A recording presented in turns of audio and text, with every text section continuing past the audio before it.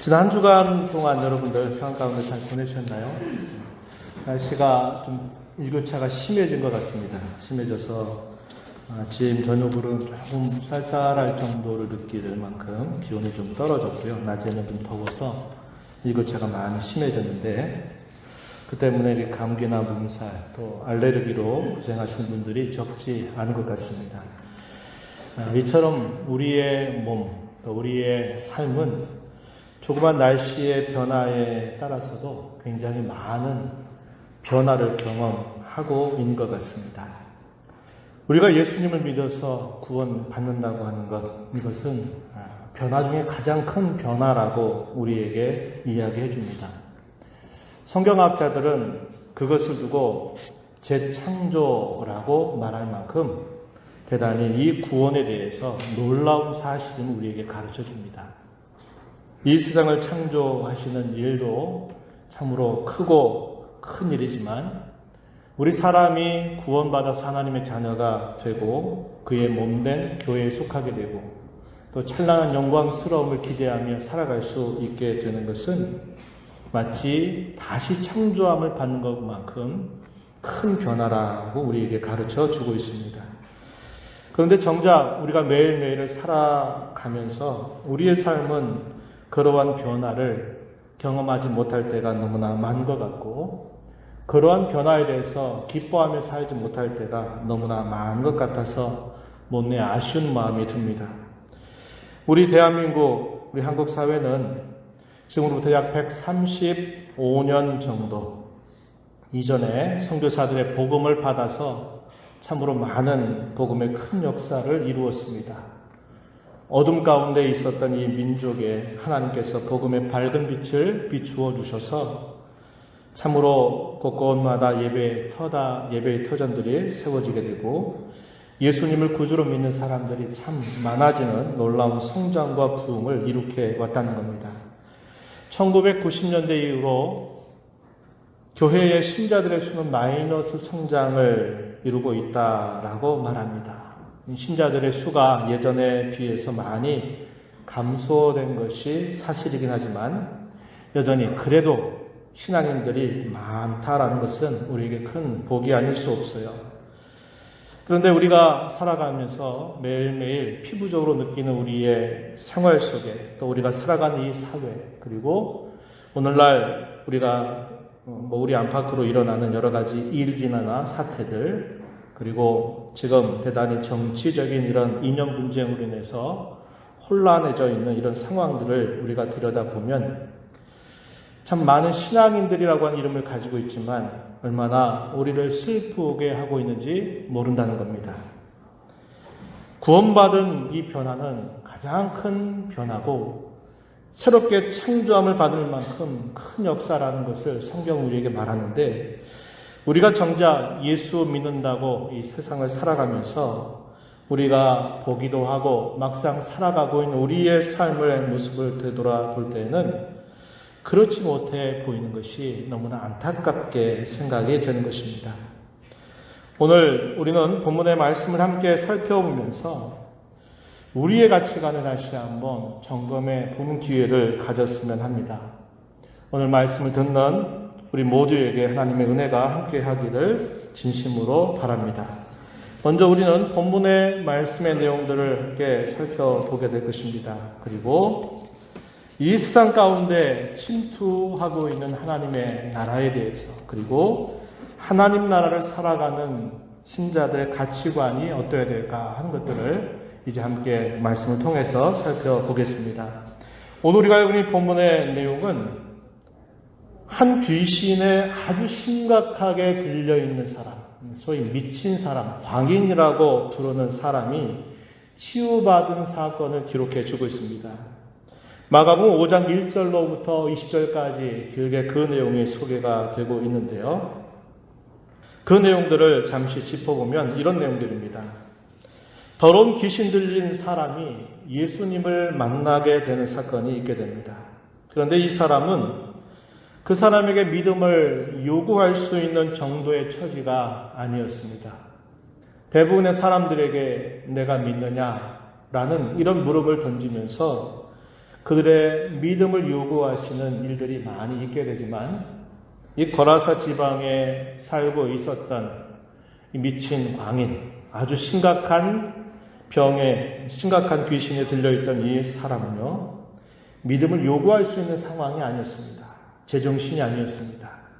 믿음을 요구할 수 없을 만큼 완전히 귀신에게 사로잡혀 있는 이 사람이 예수님을 만났다고 하는 겁니다. 그 사람의 형편에 대해서 본문은 이렇게 말합니다. 그는 무덤 사이에 거처를 했던 사람이다 라고 말합니다. 우리가 살아가는 일반적인 집에서 살 수 있는 사람이 아니었습니다. 무덤을 집으로 삼아서 그 무덤 사이에 거주하고 있는 사람이다 이렇게 말하고요. 그 사람의 상태에 대해서는 고랑과 쇠 사슬을 다 깨뜨려 버리기 때문에 그 사람을 아무리 힘으로 해도 제어할 수 없는 그런 사람이다 라고 말해주고 있습니다. 뿐만 아니라 그 사람은 밤낮 큰 소리를 고래고래 외치면서 자기의 몸에 끊임없는 상처를 남기는 그런 모습이었다고 이야기해 줍니다. 마가복음 5장 3절, 4절, 5절 보면 그 사람의 상태에 대해서 이렇게 간략하게 요약을 해주고 있어요. 그래서 사람이라고 하는 그런 존재의 성은 있지만 그러나 사람 노릇을 전혀 할 수 없는 사람이었고 많은 사람들과 함께 했다가는 많은 사람들이 상해를 입게 될 만큼 참 위험한 사람이기도 했다는 것입니다. 그러한 사람을 예수님께서 찾아가셨다라고 기록합니다. 예수님이 그에게 찾아가시게 되니까 이 사람이 예수님 앞에 달려 나와서 엎드려 절하면서 이렇게 말합니다. 7절 말씀에 보면은 지극히 높으신 하나님의 아들 예수여 나와 당신과 무슨 상관이 있나이까. 나를 더 이상 괴롭게 하지 마옵소서. 이렇게 예수님에게 절하면서 간청을 하게 됩니다. 왜 이렇게 그가 이러한 간청을 예수님께 드리게 되었느냐. 8절 말씀에 보면은 이미 예수님께서 그를 향해서 더러운 귀신아 그 사람에게서 나오라 라고 하는 주의 명령이 있었기 때문이었다고 이야기합니다.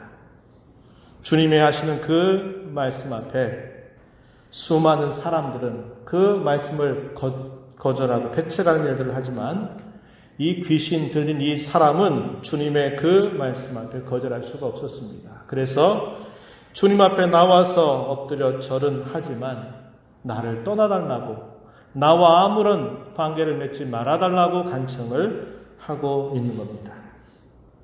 이 사람은 귀신이 들려있는 사람이었는데 그 이름을 마치 군대라고 부를 만큼 상당히 많은 귀신들에 의해서 사로잡혀 있음을 이야기해 줍니다. 9절 말씀에 보면 군대라 이렇게 되어 있는데요. 밑에 보면은 이에 대한 설명이 잠깐 붙어 있습니다. 밑에 가서 보면 이것은 헬라 말로 레기온이라 이렇게 부른다 되어 있고요. 이 규모가 로마 군대의 여단 정도의 규모를 가지고 있는 것을 뜻한다 이렇게 말합니다. 그러니까 한두 귀신이 아니라 군대와 같이 수많은 귀신들에 의해서 완전히 사로잡혀 있는 사람임을 주님 앞에 고백을 드리게 됩니다. 주님께서 그에게 말씀하시죠. 대지에게로 들어갈 것을 허락하게 되면서 그 많은 귀신들이 대지에 들어가는데 그렇게 되면서 대지 2,000마리가 바다로 달려가면서 그 바다에 몰사하게 되는 일이 생겨났습니다. 그런 이후에 이 귀신 들렸던 이 사람이 이제 정신이 온전하여져서 옷을 입기도 하고 가만히 앉아있는 모습으로 회복되었다는 것을 본문 속에서 말해주고 있습니다. 이 사건을 주께서 행하시기 위해서는 주께서 가지셨던 생각이 있으셨습니다. 그 생각에는 주님의 귀한 사랑이 배어 있었고 또 하나는 주께서 그들에게 무엇인가를 깨우쳐 주시려고 하는 마음이 있으셨습니다. 주님은 낯설지만 강렬한 사랑을 이 사람에게 베풀어 주십니다. 왜 낯설다고 말할 수 있는가? 이 지역이 거라사 지방에 해당된다라고 성경이 말합니다. 이 거라사 지역은 주로 이방 사람들이 거주하는 그런 지방이었습니다. 그래서 유대인들에게 있어서는 혐오 지역에 해당되는 곳이었다 하는 겁니다. 그래서 그러한 지역을 찾아가는 것조차 대단히 낯선 일이고 별로 좋은 일이 아니었다고 하는 겁니다. 또 왜 낯선가? 우리가 살폈던 것처럼 이 거라사의 광인은 무덤 사이에서 살았던 사람이고 힘으로는 그를 제어할 수 없을 만큼 굉장히 강한 힘을 가지고 있고 누구의 말도 듣지 않는 그런 사람이었고 주변에 있는 사람들에겐 큰 위험이 되는 인물이었다고 하는 겁니다. 자기의 몸을 상해하면서 큰 소리를 고래고래 지르는 사람이었기에 그 지역에 사는 사람들조차도 저 사람은 좀 없어졌으면 좋겠다라고 생각하는 존재 가치가 없는 그러한 사람에 해당되었다고 하는 것입니다. 그러한 사람을 주님께서 직접 찾아가신 것입니다. 믿음을 요구할 수도 없었다 그랬습니다. 왜요? 너무나 귀신에 사로잡혀 있기 때문에 정신 있게 말을 할 수 있는 정도도 아니었다는 거예요. 일방적으로 주님이 그를 찾아가셨다는 겁니다. 이것이 대단히 낯설다 이 말이죠. 그러나 주님이 이 사람을 찾아가시면서 베풀어 주신 그분의 사랑은 너무나도 강렬했다라고 하는 것입니다. 마가복음 4장 35절 말씀에 보면은 이렇게 말합니다. 그날 저물 때에 제자들에게 이르시되 우리가 저편으로 건너가자 하시니 예수님께서 제자들을 데리고 갈릴리 바다 맞은편으로 가자고 말씀을 하셨습니다. 이 맞은편에 뭐가 있었나요? 거라사 지방에 해당이 됐고 이 지방에서 이 광인을 직접 주님이 찾아가셨던 것입니다. 이런 말씀을 하시게 된 때는 예수님께서 씨 뿌리는 비유를 말씀하시고 난 다음이었습니다. 하나님 나라에서 참으로 열매 맺는 자들이 어떤 자들인가라는 것을 비유를 통해서 말씀하셨던 주님은 제자들 전체를 이끌고 갈릴리 바다 맞은편으로 가자라고 말씀을 하셨어요. 그래서 이 지역에 가셔가지고 결국 예수님이 하신 일이 뭐냐면 이 광인을 만나신 일 외에는 아무것도 하지 않으셨다고 하는 겁니다. 마가복음 5장 21절 가서 보면은 이렇게 말합니다. 예수께서 배를 타시고 다시 맞은편으로 건너가시니 큰 무리가 그에게로 모이거늘 이에 바닷가에 계시더니 예수님께서 이 거라사 지방이 한 광인을 만나시고 난 다음 하신 일이 또 다른 일이 아니라 다시 맞은편으로 가자라고 말씀을 하셨다고 하는 겁니다.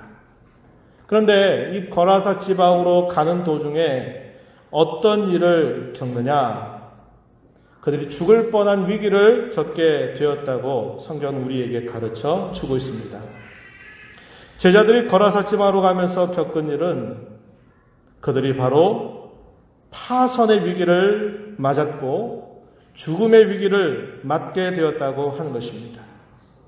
예수님은 너무나 피곤하신 나머지 배 뒷머리에서 주무시고 계셨습니다. 그런데 그 갈릴리 바다에 큰 광풍이 일어나면서 풍랑이 거세게 일어나죠. 배가 뒤집혀버리게 될 큰 위험을 만나게 되었습니다. 선생님, 우리가 죽게 되었습니다. 우리를 도와주세요. 라고 제자들이 주무시고 계신 예수님을 깨웁니다. 깨어난 주님은 바깥으로 나오시더니 말씀하십니다. 잔잔하라. 고요하라. 이렇게 말씀을 하시게 돼요. 그 상황을 한번 머릿속에 한번 그려보십시오. 아주 큰 바람이 불고 있고 풍랑이 엎치락뒤치락 하면서 언제 배를 뒤엎을지를 모르는 상황입니다. 누구의 소리도 들리지 않을 것이에요.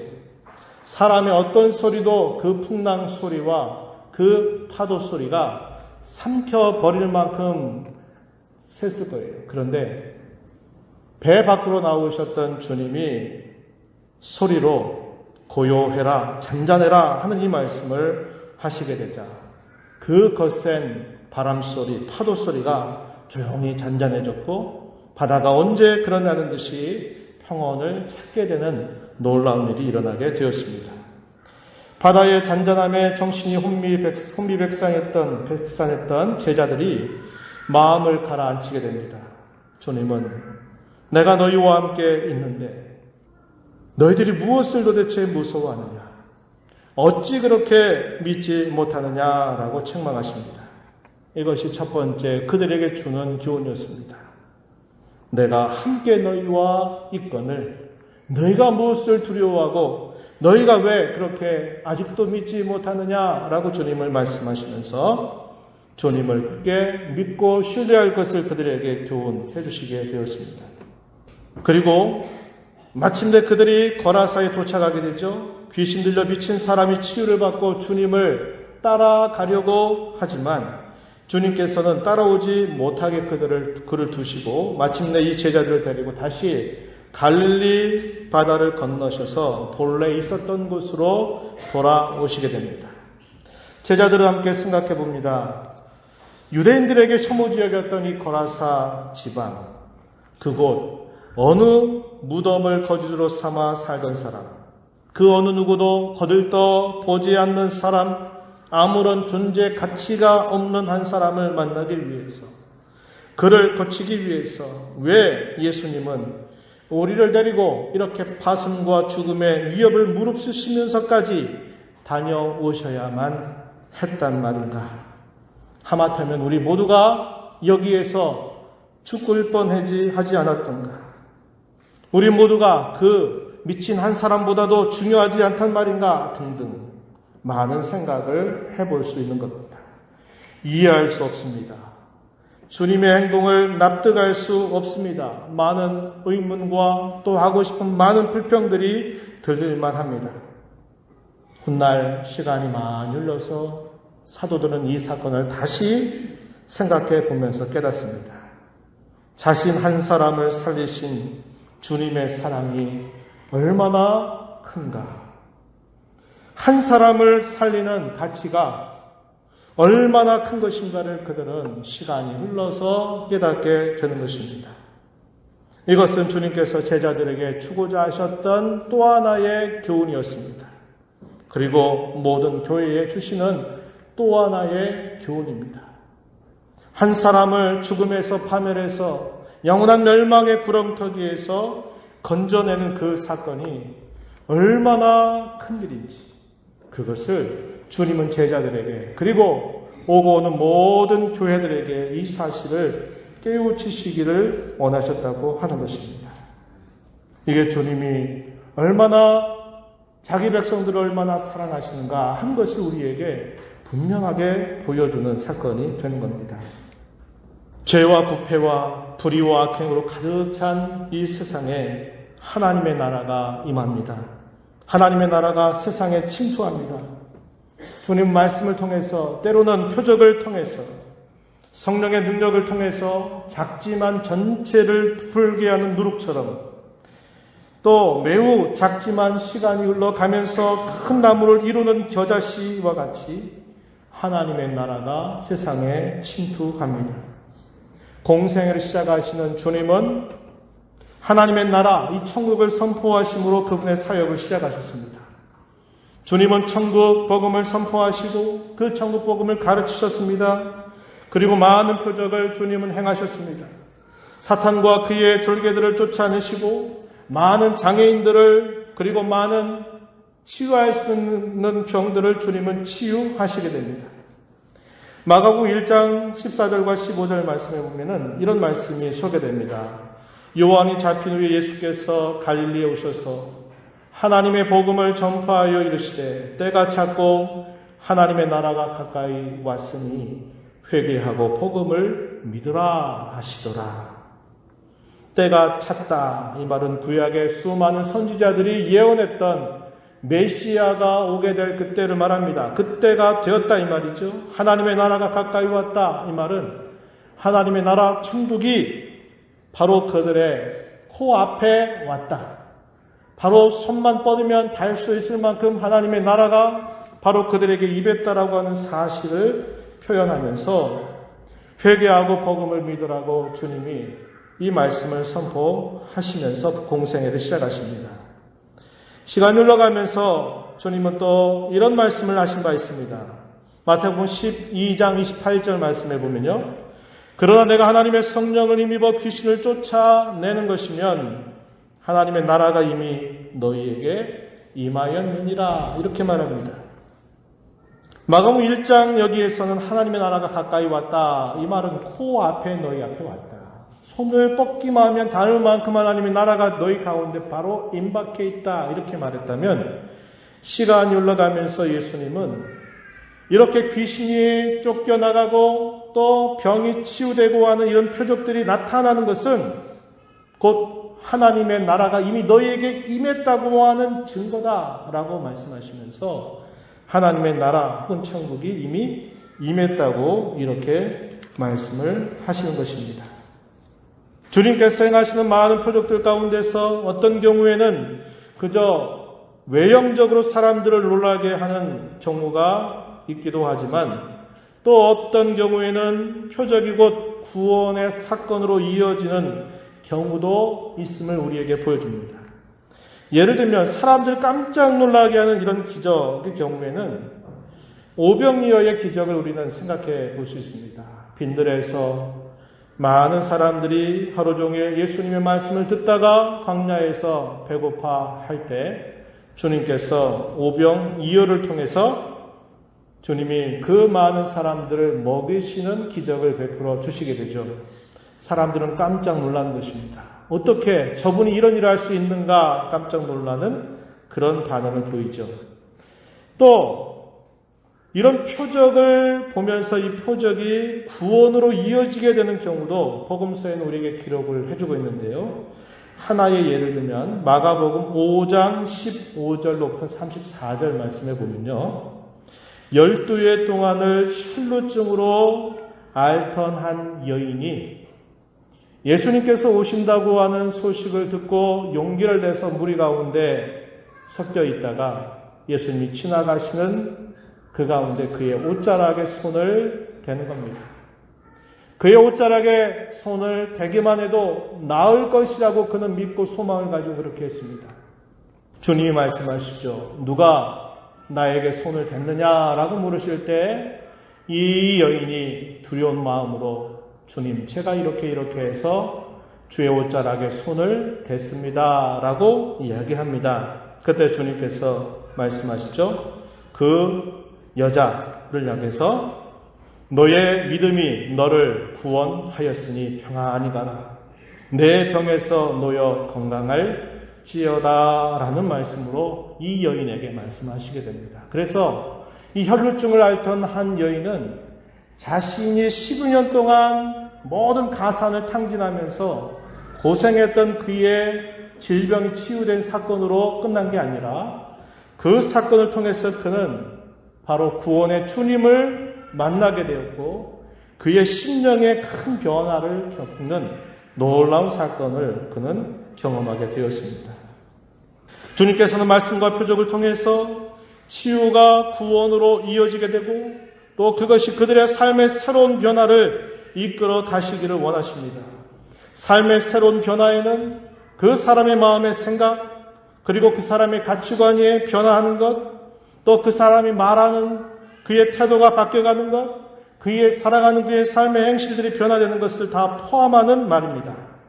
특히 오늘 우리가 이 읽은 말씀을 가지고 우리가 함께 살펴보는 이 설교의 제목처럼 오늘 가치관의 변화를 함께 주목했으면 한다는 겁니다.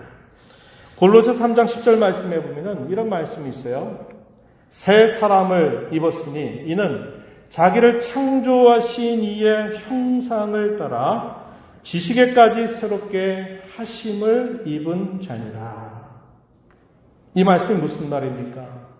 옛사람에서 예수 그리스도의 대속의 은혜로 말미암아 새 사람이 된 사람을 두고 표현하는 겁니다. 새 사람을 입었다.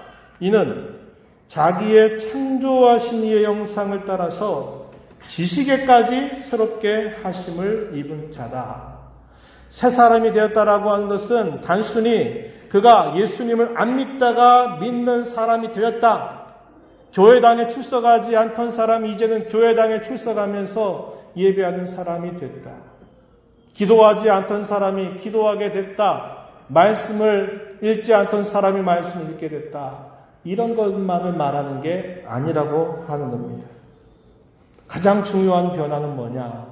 그가 새 사람이 되었다라는 것은 그의 마음이 새롭게 창조함을 받게 된 것이라고 이야기합니다. 그가 생각하는 그의 생각, 그의 지식, 그의 가치관 이런 모든 것들이 변화되고 새롭게 되었다라고 우리에게 가르쳐 주고 있는 겁니다. 이제 오늘 우리는 설교 제목에 따라서 하나님 나라의 가치관에 대하여 함께 생각을 해보고자 합니다. 하나님의 나라를 살려면 저와 여러분의 신분이 바뀐 것처럼 우리의 삶이 바뀌어야만 합니다.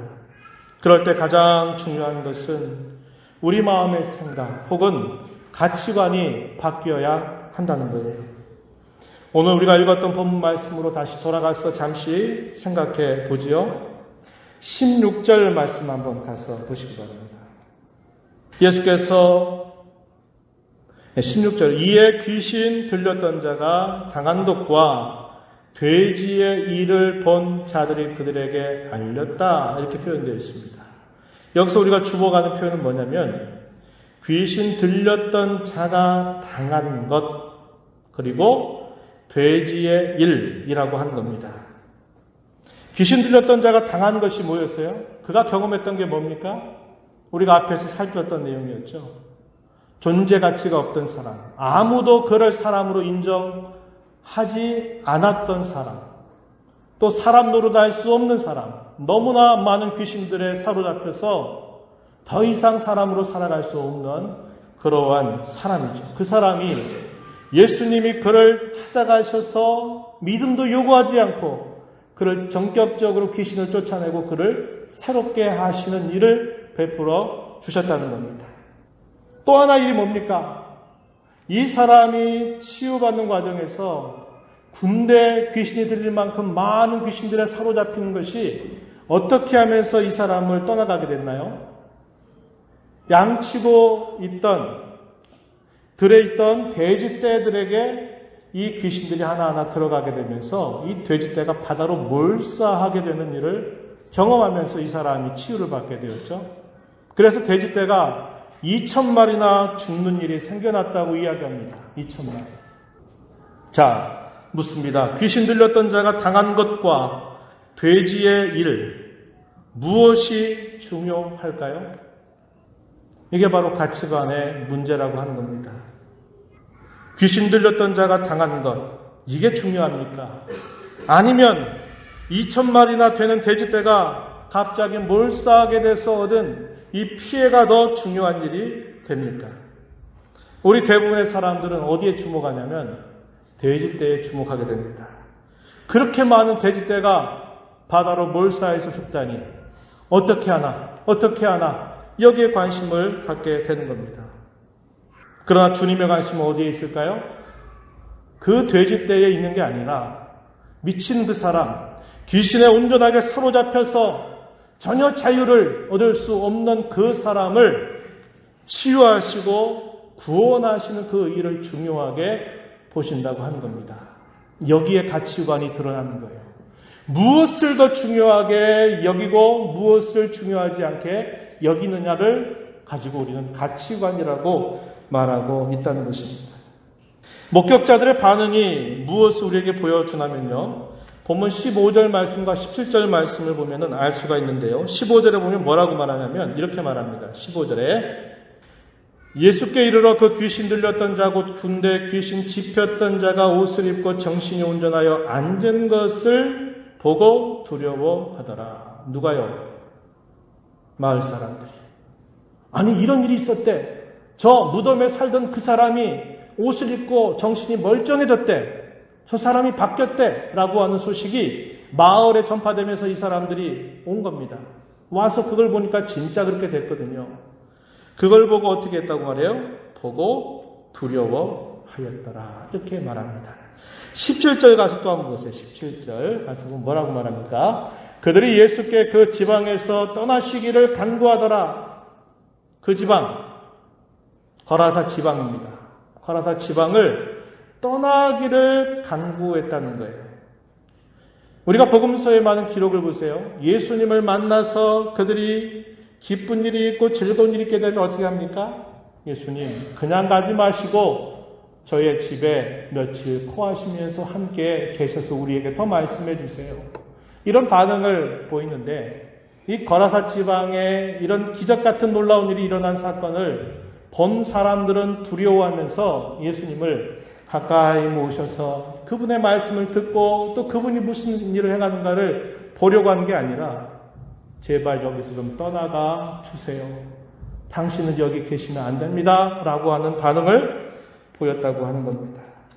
이 사람들은 뭘 중요하게 본 겁니까? 어떻게 탓은 못하는 거예요. 돼지떼가 죽은 거에 대한 책임을 어떻게 물을 수가 없어요. 거기 귀신들이 들어가서 죽게 됐으니까 책임을 물릴 수 없지만 그분 때문에 저런 일이 생겨났다고 하는 것 때문에 자신들에게 있는 이런 재산적인 피해라든지 이런 것들에 마음을 기울이게 되면서 저분이 여기 있다간 또 어떤 무슨 일이 생겨날지 모르겠다 두려운 마음을 갖고 이 지방을 떠나달라고 간청하는 태도를 보였던 겁니다. 이게 누구의 반응입니까? 그 사람들의 반응이고 또 누구의 반응일 수 있나요? 보편적인 우리 사람들의 반응일 수 있다는 겁니다. 우리가 세상을 살면서 돈이 있으면 제일이지, 세상을 살면서 건강이 좋으면 제일이지, 내가 사회적인 지위를 가지고 있으면 제일이지, 이런 생각을 우리가 갖고 있는 한 눈에 보이지 않는 어떤 일들, 그 사람이 죄 가운데서 벗어나서 구원받는 일보다도 내가 가지고 있는 소유나 지위나 어떤 것들이 빼앗긴다면 그것이 내게도 중요하고 더 큰 일로 여기게 된다는 거예요. 이건 어떤 가치관입니까? 하나님 나라의 가치관이 아니라 어떤 가치관이에요? 세상 나라의 가치관이라고 하는 것입니다. 그러면 하나님의 나라를 사는 저와 여러분의 가치관은 어떠해야 할까요? 제가 몇 가지 질문을 던져보겠습니다. 그 질문에 답변하는 것이 곧 내가 지금 어떤 가치관을 가지고 있는가를 알아볼 수 있게 해줄 겁니다. 제가 첫 번째 이런 질문을 던집니다. 무엇이 중요합니까? 어떤 것에 대해서 무엇을 중요하게 여기느냐 하는 겁니다. 두 번째, 무엇을 보느냐 하는 겁니다. 무엇을 보느냐 하는 거예요. 당시 이 사람들은 뭘 봤어요? 치유받은 그 온전해진 그 사람을 본 게 아니라 그 일을 행하신 주님을 본 게 아니라 뭘 봤어요? 막대한 손실을 봤던 겁니다. 2,000마리나 되는 돼지떼가 저분 때문에 죽었다라고 하는 걸 보는 거예요. 그게 눈에 들어와요. 여러분의 눈에 무엇이 들어옵니까? 여러분들은 무엇을 주시합니까? 무엇을 봅니까? 세 번째는 어디에 관심을 두고 있습니까? 라고 하는 질문입니다. 여러분의 삶에 많은 관심이 어디에 지금 쏠리고 있는가를 보면 지금 여러분의 가치관이 하나님 나라를 사는 가치관인지 아니면 세상 나라를 사는 가치관인지를 분별할 수 있게 해준다는 거예요. 네 번째 질문입니다. 무엇에 여러분의 에너지를 쓰고 있느냐를 보시라는 거예요. 에너지가 뭡니까? 시간을 어디에 내가 많이 쓰고 있는가? 내가 가지고 있는 이 돈을 어디에 많이 쓰고 있는가? 나의 모든 집중하고 있는 것이 과연 어디에 지금 쏠리고 있는가? 이것을 보면 내 가치관이 지금 어디에 있는가를 분명하게 보여줄 것입니다. 이제 말씀드렸습니다. 저와 여러분 이 세상에 살지만 이 세상에 속한 사람들이 아니라 천국에 속한 사람들입니다. 맞죠? 우리는 이 세상에 살지만 동시에 천국에서 살아가는 사람들입니다. 죽어서 비로소 천국 가는 거 아니고 우리가 이미 여기서 천국을 살아가고 있다는 거예요. 거기에는 그렇기 때문에 우리는 끊임없는 가치의 혼돈을 겪습니다. 이게 중요할까? 아니지. 이게 더 중요하지. 또 그러다가도 막상 살면서는 그래도 이게 중요하지 않아? 하면서 우리는 끊임없는 혼란을 겪는다는 거예요. 우리는 세상에서는 세상 사람처럼 교회당에서는 신앙인처럼 살아가서는 안 될 사람들입니다. 교회만이 하나님의 나라가 아니에요. 우리의 삶 전체가 하나님의 나라에 속하기 때문입니다. 오늘 저와 여러분이 이 말씀을 보면서 하나님 나라의 가치관을 여러분들이 회복하기를 진심으로 바랍니다. 그리고 이렇게 그 나라를 남은 생애 동안 힘써 살아가게 되기를 진심으로 바랍니다. 하나님 아버지 감사합니다. 오늘 저희에게 주신 말씀을 통해서 무엇이 참으로 중요한가? 과연 눈에 무엇이 들어오는가? 어디에 과연 관심을 집중하고 있는가? 과연 어디에 무엇에 우리의 에너지를 사용하고 있는가라고 하는 질문을 통해서 우리가 하나님의 나라를 살아가는 가치관을 가졌는지 아니면 세상 사람들이 가지고 있는 가치관을 가졌는지를 분별해 볼 것을 저희들에게 말씀하시오니 구원받은 저희들 이 땅에서 살아가지만 하나님 나라를 동시에 살아가는 자임을 기억하고 하나님 나라의 가치관을 회복해서 남은 생애 주의 영광 위하여 살아가는 모두가 되게 해 주옵소서. 예수님 이름으로 기도드리옵나이다. 아멘.